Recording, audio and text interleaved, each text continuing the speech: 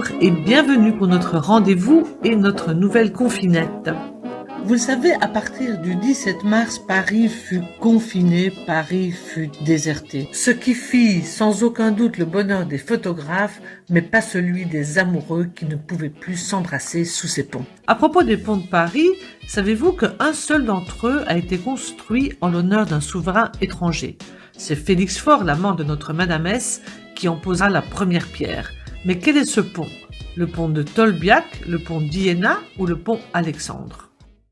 C'est le pont Alexandre III, du nom de ce tsar de Russie qui avait initié l'alliance franco-russe avant de mourir prématurément à l'âge de 49 ans en 1894. Son fils Nicolas II, qui vient d'épouser la princesse Alexandra, monte alors sur le trône impérial et très vite le jeune couple est officiellement invité à Paris. Un voyage qui restera dans les mémoires et les livres d'histoire, car ce matin du 7 octobre 1896, Paris acclame le tsar et la tsarine, la France vit littéralement à l'heure russe. Le gouvernement a même décrété un jour de congé et les chemins de fer de l'Ouest offrent 40% de réduction aux voyageurs venus de province. Près d'1 million d'entre eux se pressent autour de la calèche impériale et tentent de suivre le cortège jusqu'au clou du spectacle, la pose de la première pierre d'un pont sur la Seine à la mémoire d'Alexandre III.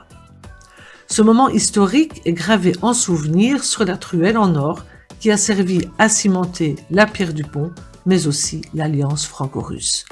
Rendez-vous compte, un pont de 150 mètres sur 40, constitué d'une arche de 107 mètres surplombant la Seine sans appui intermédiaire. Une prouesse technique sans précédent, entièrement réalisée en France dans un métal préfabriqué au Creusot avant d'être assemblé à Paris. Tout le monde connaît les 4 magnifiques colonnes qui l'encadrent et qui attirent notre regard vers le ciel et les chevaux ailés, les Pégases en bronze doré, qui symbolisent la guerre et la paix. Une guerre voulue par l'Allemagne, que la France et la Russie redoutent et à laquelle elles opposent les espoirs de paix de l'alliance franco-russe. Ce voyage diplomatique n'est donc certainement pas le fruit du hasard, mais il était totalement inattendu qu'il se déroule dans une atmosphère de fête quasiment indescriptible. C'est bien entendu Félix Faure qui fait les honneurs au couple impérial. Mais confidence pour confidence, et Marguerite l'évoque dans ses mémoires, lorsque le tsar et le président posent ensemble, ce 7 octobre 1896, la première pierre du pont Alexandre, Madame S n'était pas bien loin de son amant de président.